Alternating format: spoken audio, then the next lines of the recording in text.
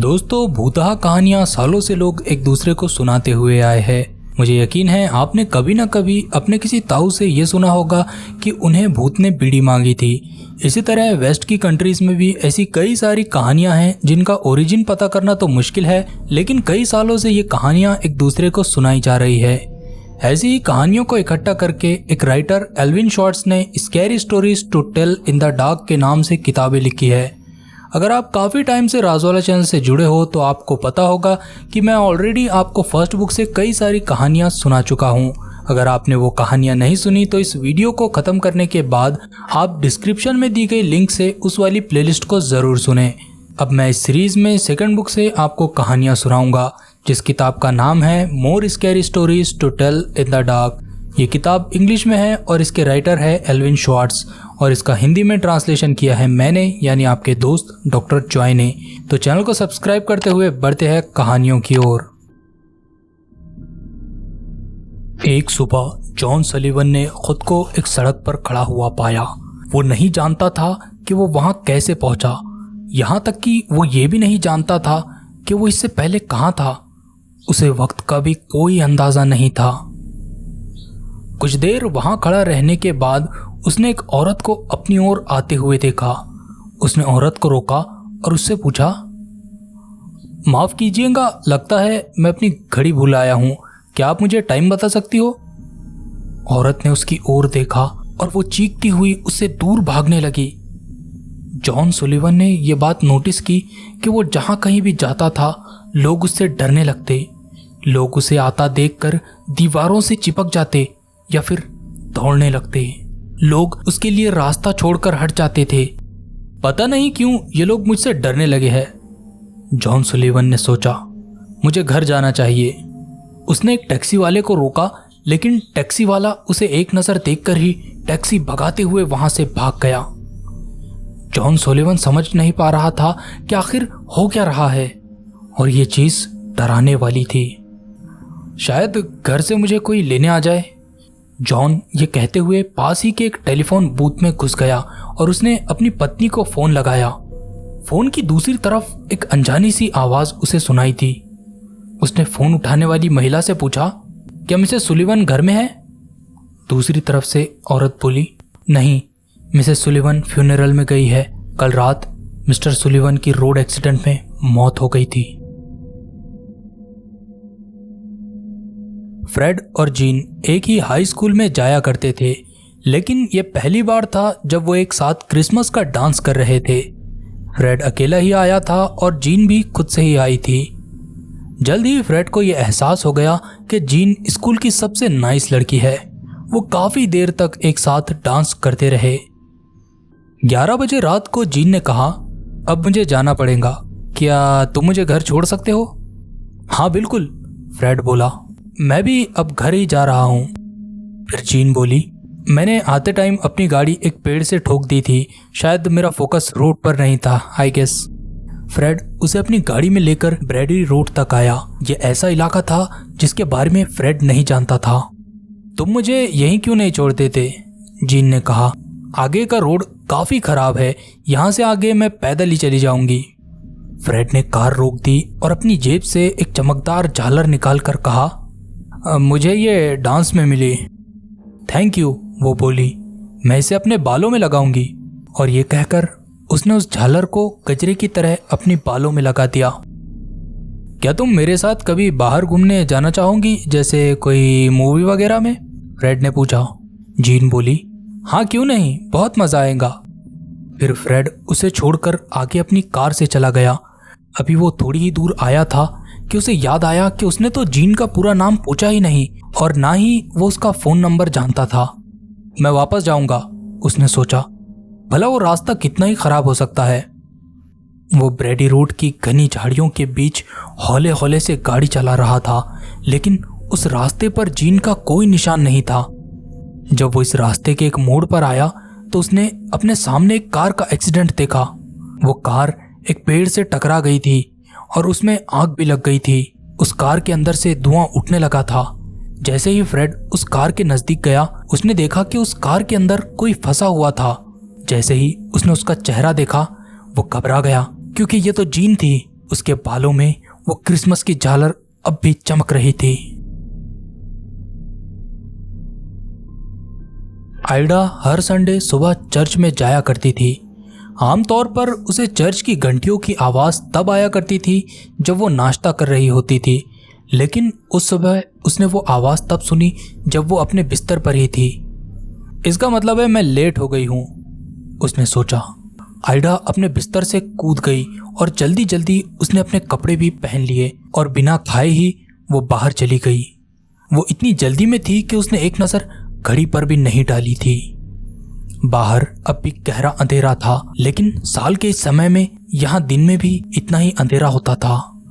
रास्ते पर आइडा अकेली ही थी। सड़क बिल्कुल सुनसान थी और सड़क पर सिर्फ उसी के कदमों की आवाज आ रही थी। उसने सोचा, लगता है सभी पहले ही चर्च जा चुके हैं। आइडा ने कब्रिस्तान वाला शॉर्टकट लिया और वो फिर चुपचाप चर्च में जाकर बैठ गई। चर्च में प्रेयर पहले से ही शुरू हो गई थी। जब उसने अपनी सांसों पर काबू पाया तब उसने आसपास देखा। चर्च पूरी तरह से भरा हुआ था, लेकिन ये ऐसे लोग थे जिन्हें उसने कभी नहीं देखा था। लेकिन उसके करीब बैठी हुई औरत उसे कुछ जानी पहचानी सी लग रही थी। आइडा ने उसकी तरफ मुस्कुरा कर देखा। ओह, ये तो जोसेफीन है, उसने सोचा। लेकिन वो तो मर चुकी है। वो तो 1 महीने पहले ही मर गई थी। इसके बाद आइडा डरने लगी। उसने दोबारा अपने चारों ओर देखा। अब तक उसकी आंखें भी अंधेरे की आदी हो चुकी थी। आइडा ने देखा कि यहाँ कुछ सूट पहने हुई हड्डियों के ढांचे भी थे। ये तो मुर्दों की प्रेयर लगती है, आइडा ने सोचा। यहाँ हर कोई मरा हुआ है सिवाय मेरे। आइडा ने महसूस किया कि उनमें से कुछ लोग उसी की तरफ देख रहे थे। उन्हें देखकर ऐसे लगता था जैसे वो आइडा के वहां आने से नाराज हो, जैसे वो इस महफिल में सबकी आंखों का कांटा हो। जोसेफीन उसकी तरफ झुकी और उसने कहा, अगर जान प्यारी है तो प्रार्थना खत्म होने से पहले यहां से निकल जाओ। जब प्रेयर खत्म होने वाली थी तो पादरी ने कहा, भगवान तुम्हारी रक्षा करे और सदैव तुम्हें जीवित रखे। तुम्हारे चेहरों से भगवान की झलक मिले। आइडा ने जल्दी से अपना कोट उठाया और तेजी से दरवाजे की तरफ बढ़ गई। जब उसने अपने पीछे कदमों की आवाज सुनी तो उसने पलट कर देखा। उसके पीछे कई सारे मुर्दे उसी की तरफ बढ़ रहे थे और उनको देखकर दूसरी लाशें भी अब उसी की तरफ बढ़ने लगी थी। ईश्वर तुम्हें आसमान की ओर उठाए, ऊंचा और ऊंचा। पादरी की प्रेयर अब भी जारी थी। आइडा अब इतनी सहम चुकी थी कि उसने दौड़ना शुरू कर दिया। दरवाजे से निकलकर वो सरपट दौड़ने लगी, लेकिन वो मुर्दों का हुजूम अब भी उसके पीछे था। दफा हो जाओ, उनमें से एक चीख कर बोला। तभी दूसरे ने कहा, तुम यहां नहीं आ सकती, तुम हम में से नहीं हो। ये कहकर उसने आइडा का कोट फाड़ दिया। आइडा अब कब्रिस्तान से बढ़ने लगी थी कि तभी तीसरे भूत ने उसके सर की हैट को पकड़ लिया और अपनी बाजुओं को नचाते हुए बोला, वापस मत आना। जब तक आइडा सड़क पर आई, सूरज निकल रहा था और वो मुर्दे भी अब गायब हो चुके थे। क्या ये सब सच में हुआ था? आइडा ने अपने आप से पूछा, या मैं कहीं सपना तो नहीं देख रही थी? उस दोपहर को आइडा की एक सहेली आई और उसके हाथों में वही कोट और हैट थी जिसे आइडा ने सुबह पहना हुआ था, लेकिन वो फटे हुए थे। आइडा की सहेली ने बताया कि उसे वो फटे हुए टुकड़े कब्रिस्तान में मिले थे। बीच के नजदीक एक घर हुआ करता था। वो एक बड़ा सा पुराना सा घर था जहां सालों से कोई नहीं रहता था।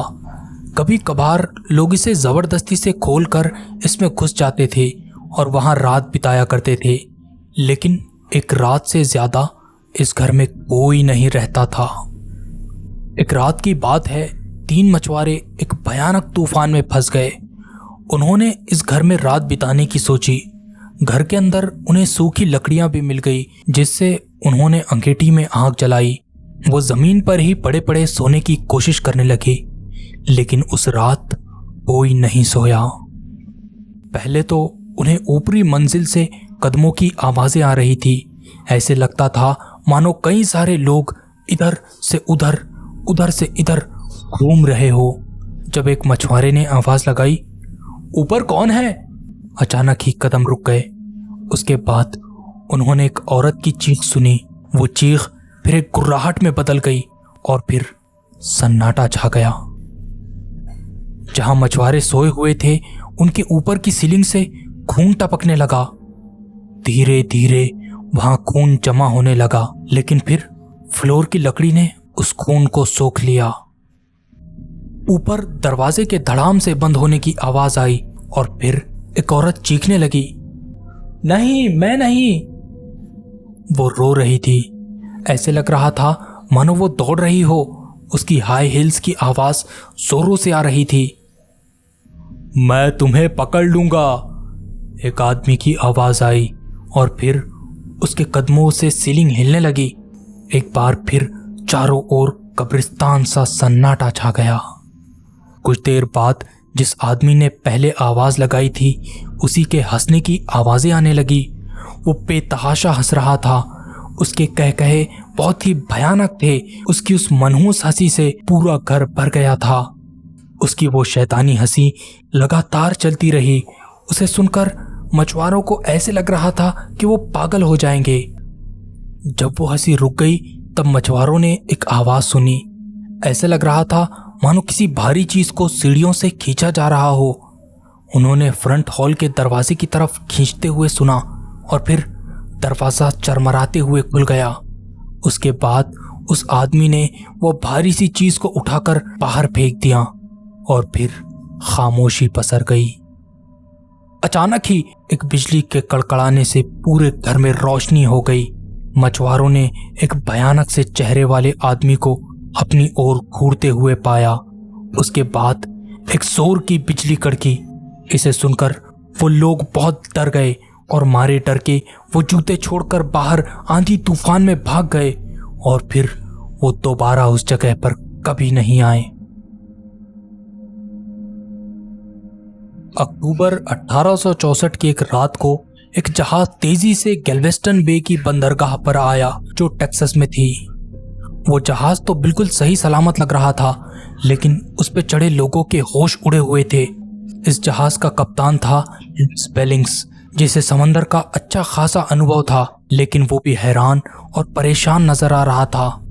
होश संभलने के बाद बिलिंग्स ने बताया, एक अजीब पुराना सा जहाज हमें नजर आया है। उसके ऊपर एक बड़ा सा काला सा झंडा लटक रहा था और वो जहाज हमारी ही ओर बढ़ रहा था। उस जहाज के चारों ओर अजीब सी पीली नीली सी रोशनी थी, जिसे वो जहाज पूरी तरह से काली रात में भी जगमगा रहा था। उस जहाज के लोग अपने कामों में व्यस्त थे और उन्होंने हमारी तरफ कोई ध्यान नहीं दिया। यहाँ तक कि उन्होंने हम पर एक नजर भी नहीं डाली। उनके चेहरों से खून टपक रहा था और उनकी आंखें भी ऐसी थी जिससे मालूम होता था कि उनमें जान ना हो। उनके चेहरे भी किसी मुर्दा लाश की तरह थे। मैंने देखा कि एक आदमी अपने घुटनों पर आ गया था और ऐसा करने से उसके जोड़ चटकने लगे थे। घुटनों पर बैठकर वो आदमी भयानक आवाज में प्रार्थना करने लगा। मैं इसे देखकर बुरी तरह से डर गया था। वो खौफ ऐसा था जिससे मेरे पूरे जिस्म में एक सर्द लहर दौड़ गई। मैं अपने आदमियों को आवाजें देता हुआ जहाज के अंदर जाने लगा। तभी वो मेरी आंखों के सामने ही गायब हो गया।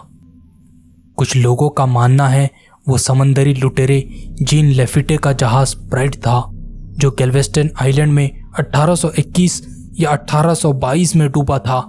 उस जहाज को दोबारा से 1892 में उसी जगह पर ऐसे ही भूतहाल लोगों के साथ देखा गया था।